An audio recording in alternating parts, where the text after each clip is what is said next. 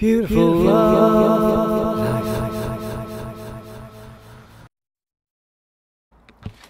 The date is the 17th of July 2022, and over the next 3 days the hottest record temperatures ever recorded are about to hit the UK. This peaceful demonstration was put on by the Rebellion Against Extinction against the oil giants in the ocean city. Bolero. This is all wrong. I shouldn't be up here. I should be back in school on the other side of the ocean. Yet you all come to us young people for hope. How dare you? You have stolen my dreams, my childhood with your empty words. And yet I'm one of the lucky ones. People are suffering. People are dying. Entire ecosystems are collapsing. We are in the beginning of a mass extinction, and all you can talk about is money and fairy tales of eternal economic growth. How dare you?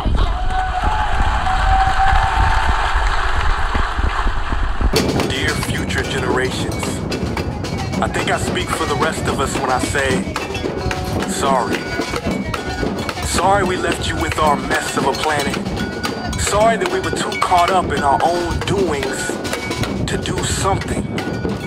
Sorry we listened to people who made excuses to do nothing. I hope you forgive us. We just didn't realize how special the earth was. Like a marriage gone wrong. We didn't know what we had until it was gone. For example, I'm guessing you probably know it as the Amazon desert, right? Well, believe it or not, it was once called the Amazon rainforest, and there were billions of trees there, all of them gorgeous, and... Oh, you don't know much about trees, do you? Well, let me tell you, trees are amazing. I mean, we literally breathe the air they are creating. They clean up our pollution, our carbon. They store and purify water, give us medicine that cures our diseases, food that feeds us, which is why I'm so sorry to tell you that we burn them down. Cut them down with brutal machines, horrific, at a rate of 40 football fields every minute. That's 50% of all the trees in the world gone in the last 100 years. Why? For this. And that wouldn't make me so sad if it weren't so many pictures of leaves on it. You know, when I was a child, I read how the Native Americans had such consideration for the planet that they felt responsible for how they left the land for the next 7 generations. Which brings me great sorrow, because most of us today don't even care about tomorrow. So I'm sorry. I'm sorry that we put profit above people, greed above need, the rule of gold above the golden rule. I'm sorry we use nature as a credit card with no spending limit, overdrafting animals to extinction, stealing your chance to ever see their uniqueness or become friends with them. Sorry we poison the ocean so much that you can't even swim in them. But most of all, I'm sorry about our mindset, because we had the nerve to call this destruction progress. Hey Fox News, if you don't think climate change is a threat, I dare you to interview the thousands of homeless people in Bangladesh. See, while you were in your penthouse nestled, their homes were literally washed away beneath their feet due to rising sea levels. And Sarah Palin, you said that you love the smell of fossil fuels. Well, I urge you to talk to the kids of Beijing who are forced to wear pollution masks just to go to school. See, you can ignore this, but the thing about truth is, it can be denied, not avoided. So I'm sorry, future generations. I'm sorry that our footprint became a sinkhole and not a garden. I'm sorry that we paid so much attention to ISIS and very little to how fast the ice is melting in the Arctic. I'm sorry we doomed you, and I'm sorry we couldn't find another planet in time to move to. You know what? Cut the beat. I'm not sorry. This future I do not accept. Hello Tim, so you're part of Extinction Rebellion, are you? Yes, I am. Hu+Man's not catching my No, that's fine. I've been involved with Extinction Rebellion since November 2019. Okay, what's it mean to you? To me, actually 2018, so 3.5 years already. Yes. It means a lot to me.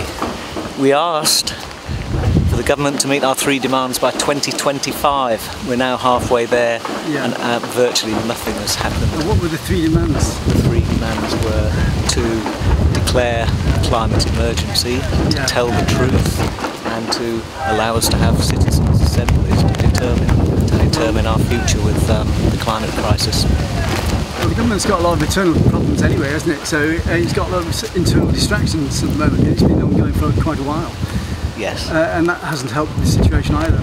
They are Even distractions. the wars don't help because the wars are destructive to the planet as well.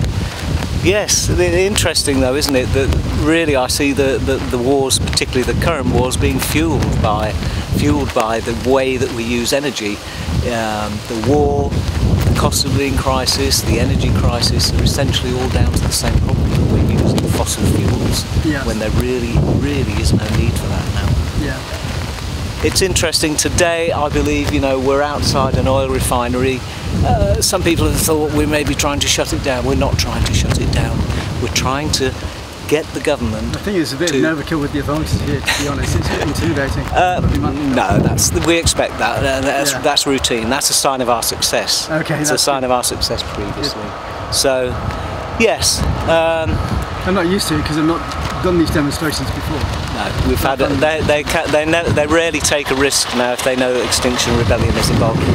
Our name's on that poster over there. The High Court injunction is named as a. We have been called a terrorist body. Well, I wouldn't trust the authorities in Plymouth full stop because I know what goes on at the top end in their organisations. What about Anthony Guterres of the United Nations said that we're not the terrorists, the governments are the real terrorists. Well, it is. It's the governments that kill thousands of people.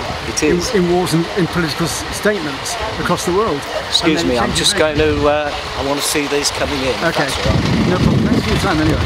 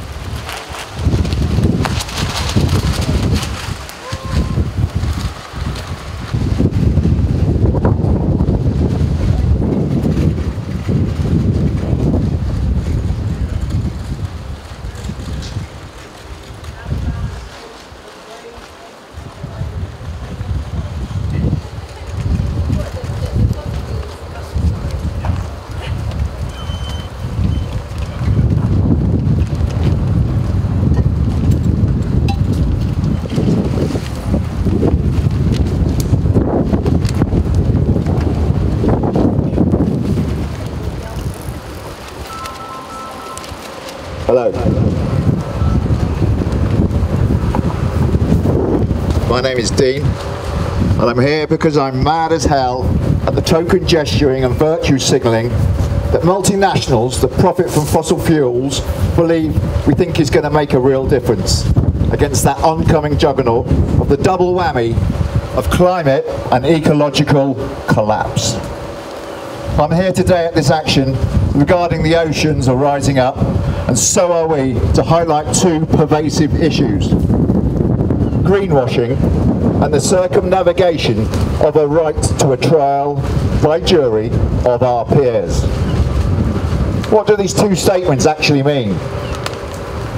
Well, as far as I can understand, greenwashing is a broad brush that enables corporations and institutions to signal that they are investing in the future generations with what appears to be large sums of money, at least large sums relative to us mere mortals.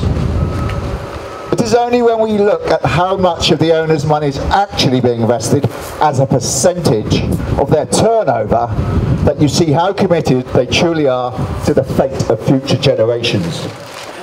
Their turnover is the amount of money that the company moves through their business each year, and their profit margin is the amount of money they make from that turnover after costs and taxes are paid. Hang on, our really big players in the business world don't seem to be paying their fair share though, through clever use of creative accounting, where money is hidden from the taxman in offshore accounts and trust funds. The list of legal instruments and dodges, loopholes and other ways of avoiding tax is mind-boggling and above my capacity to properly comprehend it. All I know is that it's not fair that those who should carry the biggest burden actually pay the least. So, greenwashing is pretending to have green credentials while actually only investing in a token gesture way so that they can claim to be ethically invested in the climate justice movement without hindering their profit margin. The second of my issues is how the fossil fuel corporations avoid rebels being tried in the criminal court and being acquitted by their peers who, once informed of the science behind the climate and ecological emergency, tend to find them not guilty of the crimes against the corporations. We are nature defending itself, and once the jurors understand that they too are in fact part of nature, they too see the validity of the protest in the first place. How is this sleight of hand done? Firstly, there is a false narrative that puts the ecocidal corporations in the place of the victim of a crime of people trying to enable a livable planet for all future generations. Here I speak to more than just the human race. The corporations are suffering the inconvenience of a supposed loss of earnings at the hands of people trying to defend themselves and their progeny from a dystopian nightmare that is the outcome of their linear modality. What, pray tell, is a linear modality? Well, it's a one-way system of mining, refining, making, and then selling a disposable product. A product that will be thrown away and become a toxic legacy for those who have not yet been born. This one-way system works well for the producers, but not the consumers. As ever-increasing profit margins have been sought, the lifespan of products has gone down. We, the consumers and rebels, are being denied our voice at the table by the use of immoral injunctions. This is a judgment that enables a company to ensure that its business as usual can continue, often guised as the nation's interest. So that if a rebel breaches, or in layman's terms breaks, the injunction, they are already guilty of contempt of court. They have been contemptuous of the courts by not obeying the letter of the law and the words ensconced in the injunction. So technically, they are disrespecting the judgment set out by a judge.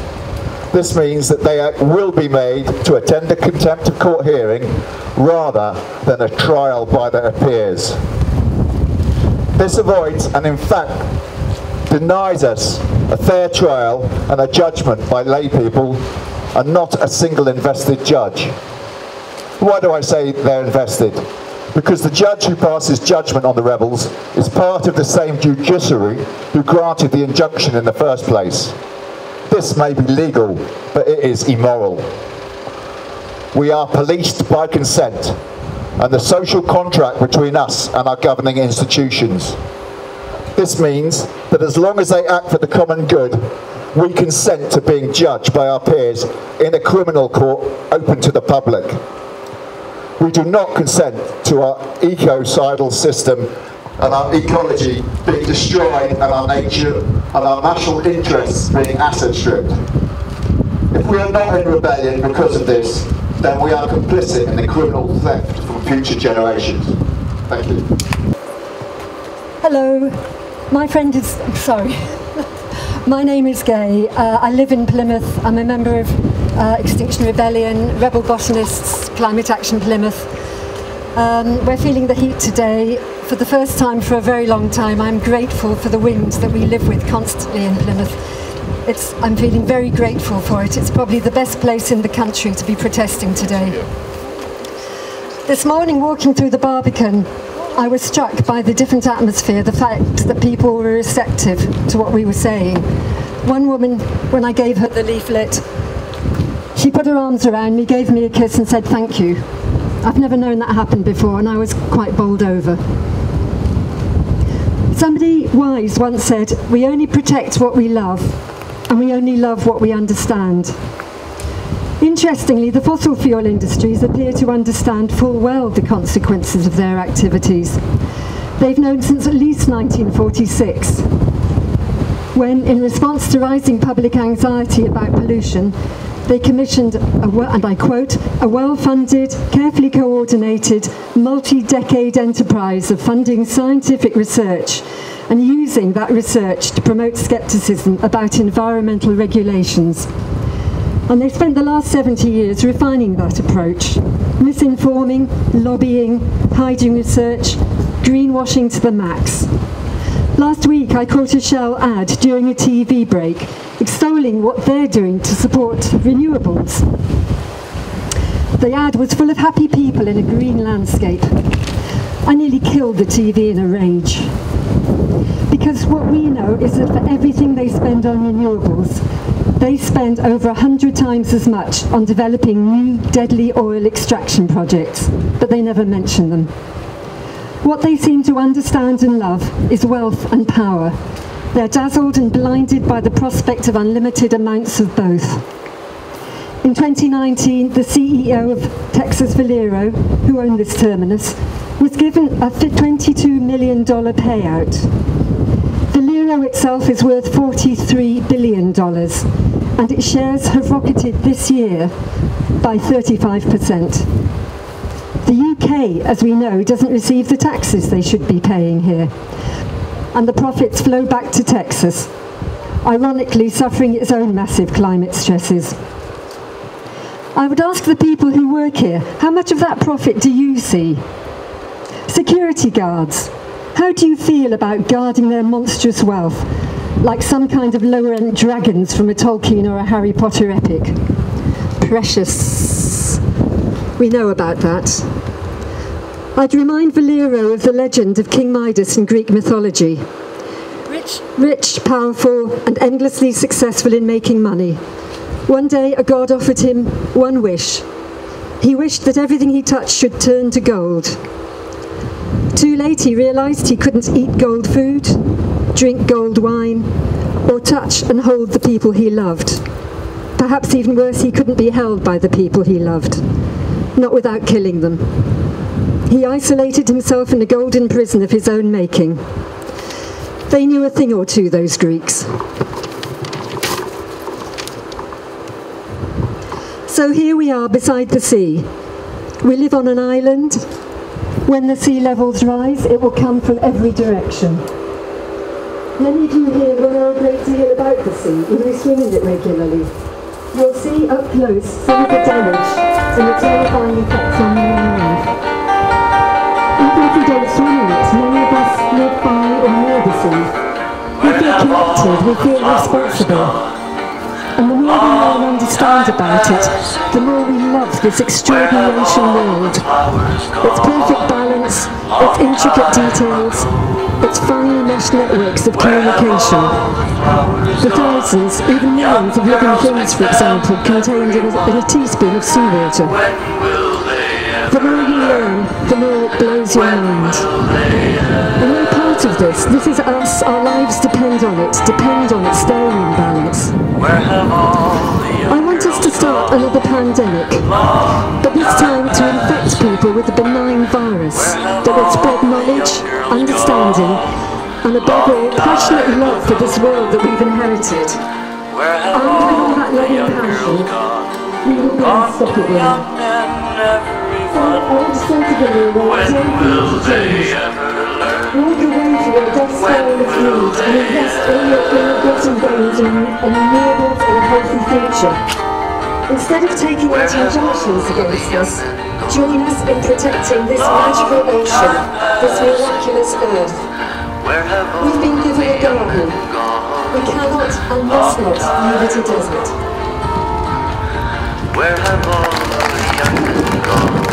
Gone for soldiers, everyone. It's hot. But let's sing a song. Okay. We all know it, I think. We're standing here. Where have all Who is going to feed us? Long time passing. Where have all the soldiers gone? A long, long time ago. Where have all the soldiers gone? Come to graveyards, everyone. Whence shall they ever learn? For when will they live? We're standing here for beauty and diversity. Long time passing in the love. Where have all the graveyards gone? Long time leading on. Where have all the graveyards gone? Gone to flowers, and they must ask. When will they ever learn? When will they ever lead on? A citizen's assembly to urgently create a Green New Deal. We're rising up, we stand here in rebellion, and we declare that ecocide's a crime. In love and rage and peaceful disobedience, the signs are clear, we're running out of time.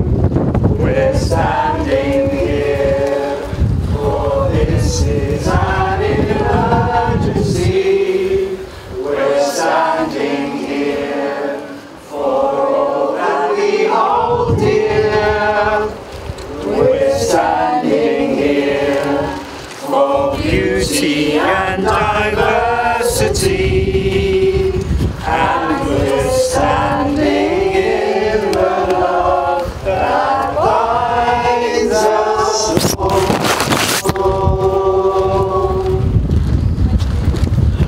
If you can, we're going to walk as a group back to the home. And on the way, you may have some ribbons you want to leave anywhere along the fence. And we're not doing this secretly, we're doing it with open hearts and open messages to Bolero. Anybody that needs transport, the route back to up on the Hoe is shorter. If you need flags transported, banners transported, then please can you bring them here and we will transport those for you. And if it's too much to walk back yourself, bring yourself here and we'll sort that out. Apparently, I can see them now, they're just going in the camper.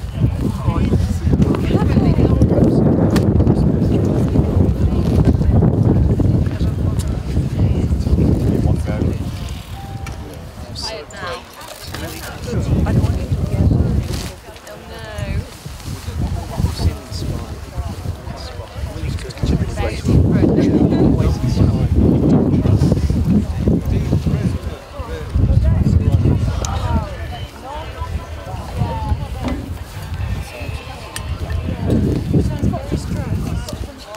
I was pulling a trolley, now I'm fine, honestly. I really am. He's got buns.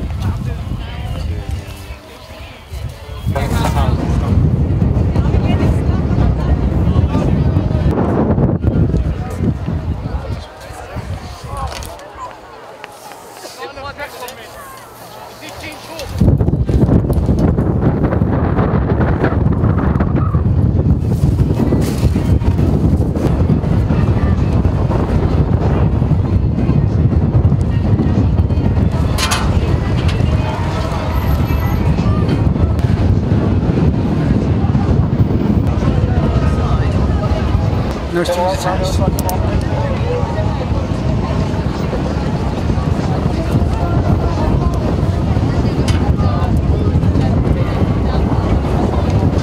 Someone tell the tower staff we're calling off.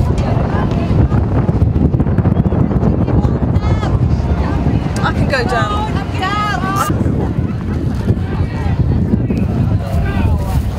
I feel we need to talk to the crowd. Because that man up there. This is all wrong. I shouldn't be up here. I should be back in school on the other side of the ocean. Yet you all come to us young people for hope. How dare you? You have stolen my dreams and my childhood with your empty words. And yet I'm one of the lucky ones. People are suffering. People are dying. Entire ecosystems are collapsing. We are in the beginning of a mass extinction, and all you can talk about is money and fairy tales of eternal economic growth. How dare you?